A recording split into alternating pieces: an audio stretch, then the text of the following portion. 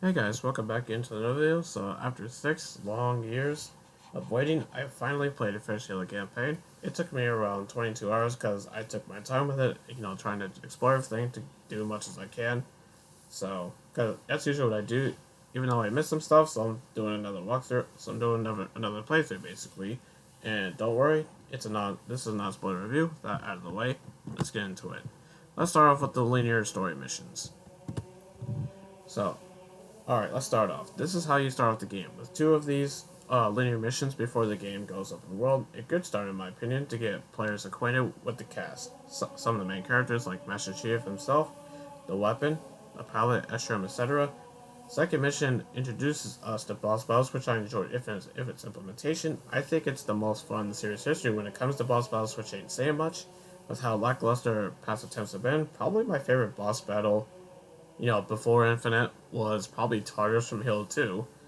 So, and there's a really clever, especially helps, kind of like where you can actually cheese it, on Legendary. So, hey, I'm guilty as charged. I did that. So, anyway, moving on. Uh, like a criticism, like one really criticism I have with the linear missions that is the fact that you can't, replay them individually, and that's for the whole, main story missions in general. But I know that's coming down the line, so which I can understand though, because this campaign is so different from any other Halo franchise in the series, so they gotta figure out, they need time to figure out, so figure it out, how can they implement it, just because of how the mission structure works. And I do like how, much like the rest of the game, these linear missions are expansive and how fun they are from a gameplay standpoint and a level design too. So, like where, you could go pretty high, so you can get like a vantage point, say like a sniper rifle and just pick enemies off if you're in a good spot. Or you could, if you're stealthy enough, you could just take them off. I like how there's some puzzles with the power seeds, so which, it carries over for a game mode in multiplayer too. So, also, here's a pro tip: scan as much as you can so you can find collectibles like skulls, because they are pretty well hidden. So, and if you miss it, just look them up online, or look them up online before you start the campaign, so you know what you're doing, so you don't miss them. So you won't have to go through the whole game again, or just wait for individual level select to be added before you do that. So all in all, well done on the linear level design 3 for 3. Well done. Anyway, moving on to the next section of this review: open world level design. So, let's discuss it. The open world section of the game, I love how the developers really work in when they said just how huge and expansive the world is to explore, and you can go really high too, as this image shows. Like, I'm pretty sure I haven't reached the highest point, which is pretty darn high, and I also like how like where you say if you just jump down off the highest point, there's no fall damage. Good, because with how high this game's verticality is, it would be really annoying to have, say you jump down to the point where you really can't, it would be kind of a turn off to essentially explore. So I'm glad that fall damage is completely gone. So that's not even the highest, like I said before. And here's for the things you could do in the open world in terms of activities. There's propaganda towers, banished outposts, high value targets. Once killed, you get weapon variants that you can spawn at FOBs. Speaking of FOBs, once taken over from banished forces, it activates fast travel, and you can also spawn like weapons, vehicles, etc. And once you've taken a FOB, it'll actually reveal certain things, in the area. Like nearby, outposts, for example, or spawn cores, or high value targets, etc.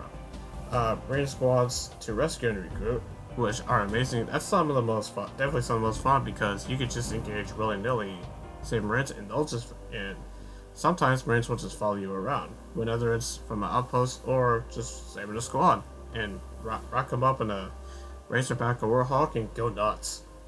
So, especially in the Razorback, if you load them up with like heavy weapons, they'll actually stop an enemy from hijacking you like an elite or brute.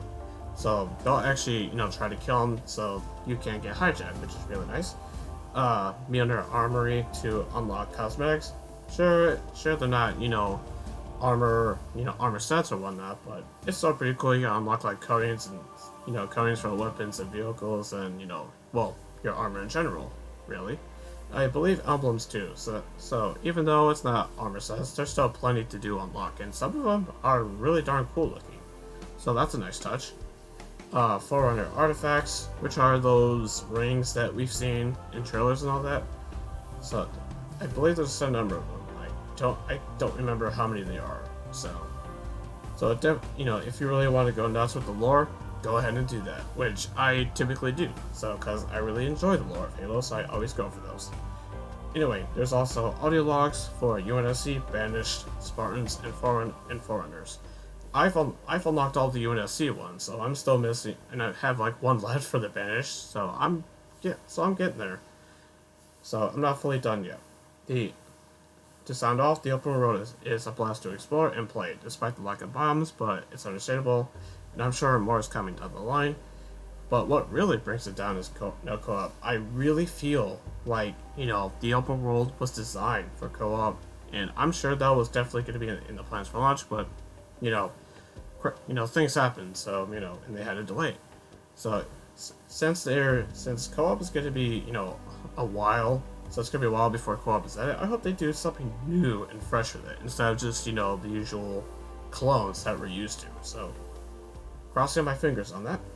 So, despite that, it's still absolutely amazing. Unfortunately, it's not too much busy work like other titles. I'm looking at you, Ubisoft. And also, it does not feel empty either. I was often running into random Banished patrols both day and night, whenever it's, on foot. Say, like a squad, of like an elite and, a couple grunts or vice versa. Whether it's like just skirmishers or brutes or whatever. You kind of get the idea. There's definitely a nice healthy mix. Now, let's bring this review home. Conclusion/verdict. If you were to tell me that, despite everything going on behind the scenes, that Halo Infinite would turn out to be one of the best campaigns of the entire series, I kind of would doubt you for saying that, which I don't. Which, can you blame me, considering how mixed Halo 5's was? But enough of that. It's definitely 350's best foray in the series from a narrative, level, and gameplay design. The lack of co-op about set it back from being a perfect 10, and the score I give Halo Infinite's campaign is a 9 out of 10. I think it is absolutely a must-play for both new and returning Halo fans. And if you guys are interested, let me know down in the let me know, so then I'll do like a spoiler discussion, say at a certain point, maybe like at the beginning of the new year, maybe, because I want to give as much time as I can, to experience it for themselves before I even talk about the actual story itself, because it is definitely an experience. After we've been waiting for so long, people deserve that chance to experience it for themselves. So, especially after all the craziness what happened with the leaks earlier this year. So anyway, that's it. That's all I got for today's video. So if you like this review, hit a like button, comment down below what do you think if you've played it, and tell me if you want a spoiler discussion, and if enough people say so, I will do it. Trust me, because I got a lot to say. Based on how much I loved it. It's finally fun to actually speculate about the future of Halo Net again. Very promising future ahead of it. So all in all, this is Andrew from Halo Gaming signing out. Catch you all in the next video, and have a good one. Bye.